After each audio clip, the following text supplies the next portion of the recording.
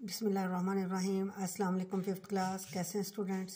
मैं उम्मीद करती हूँ सब ठीक होंगे। चलें बेटे, हम आज ग्रामर का काम कुछ करेंगे।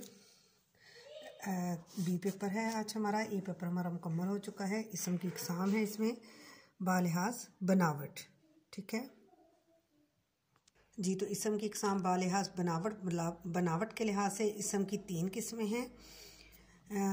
इसम जामद पहली किस्म है, दूसरी इसम मस्दर है और तीसरी इसम मश्तक है। पहले हम इसम जामद के मुतल्लिक़ पढ़ेंगे। वो इसम जो ना खुद किसी कलमा से बने और ना ही इससे कोई और कलमा बन सके, इसम जामद कहलाता है। मसलन मेज़, कुर्सी, दरिया, पत्थर, कलम वगैरह, यानी ये चीज़ें साकत चीज़ें हैं, ठीक है। आगे है इसमें इसम मस्दर, दूसरी किस्म है इसकी वो इसम जो खुद तो किसी कलमा से ना बने मगर इससे दूसरे कलमे बन सकें, इसम मस्दर कहलाता है। मसलन खाना, पीना, सोना, पढ़ना वगैरह, ठीक है। आगे तीसरी किस्म है इसम मश्तक, वो इसम जो खुद मस्दर से बने, मस्दर से यानी ये जो खाना है, पीना है, ये क्या है? मस्दर है। मस्दर से बने मगर इससे कोई कलमा ना बन सके, इसम मश्तक कहलाता है। देखते हैं कि उसकी कौन सी किस्म है, उसकी क्या मिसाल है। मसलन खाना से खाने वाला, पढ़ना से पढ़ने वाला यानी पढ़ाई, ये क्या कहलाते हैं? इसम मश्तक कहलाते हैं। यानी ये मस्दर से बने हैं। मस्दर क्या है? खाना है, खाना से खाने वाला बन जाता है, पढ़ना से पढ़ना, पढ़ा या पढ़ाई या पढ़ने वाला बन जाता है। जैसे पीसना है, पीसने से पिसाई बन जाएगा, ठीक है। इसी तरह के काम जो हैं ये इसम मश्तक कहलाते हैं, ठीक है। आगे है, हमने आज करना है मज़मून वक्त की पाबंदी। वक्त की पाबंदी से मुराद हर काम को उसके मुकर्रर वक्त पर अंजाम देना। कायनात की हर चीज़ वक्त की पाबंद है। सूरज वक्त पर तुलू होता है और वक्त पर गरूब होता है।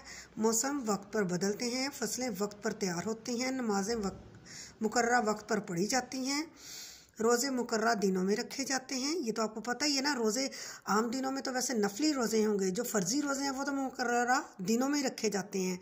हज का भी वक्त मुकर्रर होता है, ये नहीं है कि हम जब चाहें हज कर लें। अगर किसान वक्त पर बीज नहीं बोएगा, वक्त पर पानी नहीं देगा, वक्त पर हल नहीं चलाएगा तो उसे भी कभी लहलहाती फसल का मुंह देखना नसीब नहीं होगा।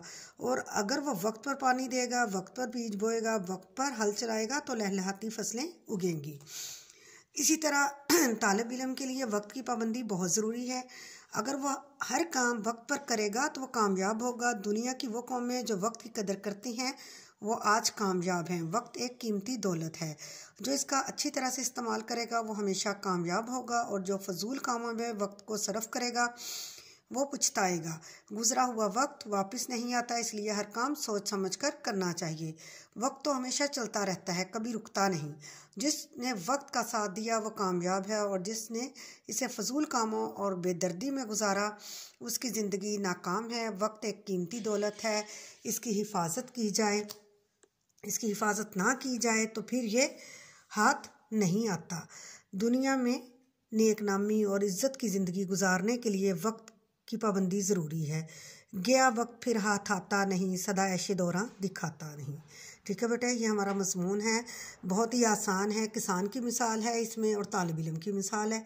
ये 2 मिसालें हैं, और बाकी जो है वक्त की पाबंदी के मुतल्लिक़ जुमले हैं कि इसकी कदर करने वाले कामयाब होते हैं, ना कदरे इंसान जो हैं वो पछताते हैं, ज़िंदगी में पीछे रह जाते हैं।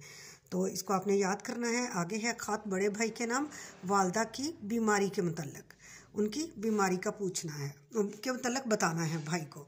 कमरा इम्तहान जो आपको इसका पैटर्न है वो ये है कि पहले कमरा इम्तहान लिखना है, फिर तारीख़ लिखनी है, फिर जिनको आपने मुखातिब करना है उनको लिखना है, और अस्सलाम वालेकुम करना है। आज सुबह आपका खैरियतनामा मिला। मैं बड़े अफसोस से ख़त के ज़रिए आपको इतला दे रहा हूँ कि वालदा साहबा कई रोज़ से बुखार में मुब्तला हैं। कई रोज़ पहले उन्होंने सर दर्द की शिकायत की थी। डॉक्टर साहब रोज़ाना वालदा साहिबा को देखने आते हैं और इनका कहना है कि वालदा साहिबा जल्द से याब हो जाएंगी, आप परेशान ना होना। आज बुखार उतर गया है। वालिद और वालदा की तरफ से प्यार। वस्सलाम, आपका प्यारा भाई मोहम्मद उमर, ठीक है जी बेटे। आज हमारा ये काम मुकम्मल हुआ आज का, इस हफ्ते का। आपने इसको अच्छी तरह याद करना है और इंशाल्लाह अगले हफ्ते हम अपना अगला काम करेंगे। ओके जी, अल्लाह हाफिज़।